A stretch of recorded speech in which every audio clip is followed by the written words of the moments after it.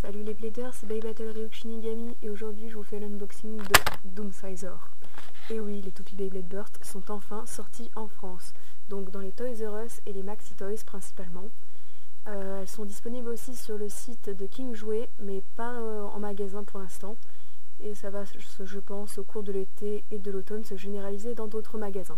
Donc pour l'instant, à Maxi Toys, j'ai pu trouver cette toupie, donc un booster Doomsizer. Donc ils avaient reçu Kerbeus, Roctavor, Valtryek et Wyvern ainsi que donc Doomsizer.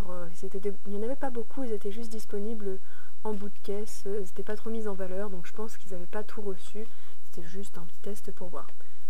Donc je vais la déballer donc avec vous, donc c'est parti.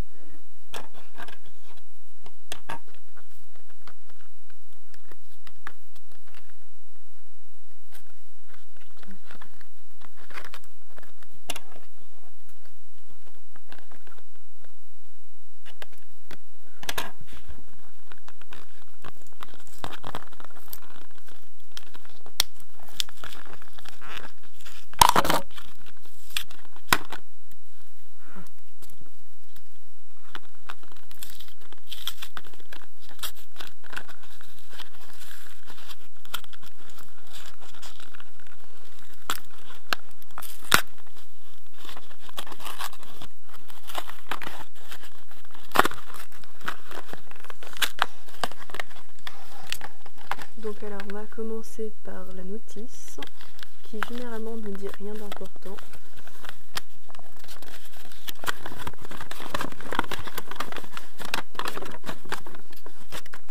Je sais même pas dans quel sens ça se dit. Donc voilà, donc en gros ils disent comment monter la toupie, quel est le nom des différentes parties, précautions d'emploi, et puis c'est tout. Il n'y a vraiment que du blabla, donc ça on s'en fout. Ça c'est un bout de notice qui doit concerner Hasbro, on s'en fout. Et la toupie, alors j'ai vraiment galéré à l'ouvrir parce qu'en fait il y a une tonne de scotch. Donc sinon l'emballage en gros il dit rien de spécial, il y a juste marqué Beyblade, Doomsizer. Et derrière les pièces c'est D13 pour le disque donc qui est ovale et TA01 pour le driver qui est Axel. Donc les stats, on s'en fout toujours. Hein. Voilà. Donc on va passer à l'essentiel, la toupie. Donc le layer qui est Doomsizer, donc c'est Deathsizer en japonais. Donc Hasbro très connu pour renommer toutes les toupies, donc voilà, Doomsizer. Je préférais Deathsizer personnellement. Donc une recoloration que j'ai un peu critiquée, puisque en effet Hasbro, comme sur beaucoup des single layers, a rajouté de la peinture partout sur le layer pour essayer de symboliser les autocollants. Sauf qu'au final ça rend un peu dégueulasse, mais je voulais absolument avoir cette toupie et vu que je comptais pas la commander en Takara, surtout qu'elle commence à être difficile à trouver, voilà, je l'ai prise dans Hasbro. Donc bref, donc le layer c'est un layer d'attaque mais il est quand même assez régulier, ce qui fait qu'il est très bon en endurance.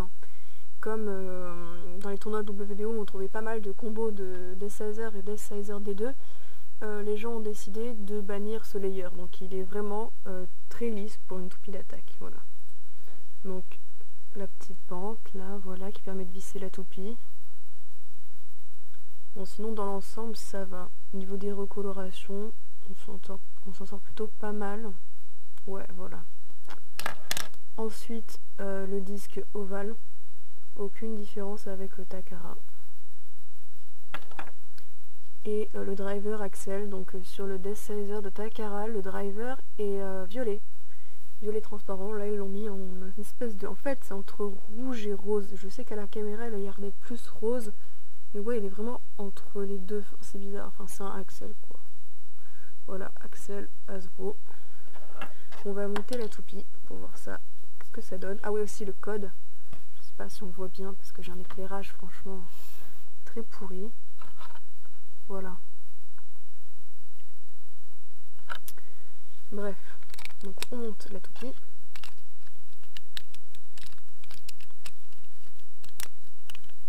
Et voilà, Doomsizer Hasbro. Donc voilà, c'est tout pour cet unboxing. A plus!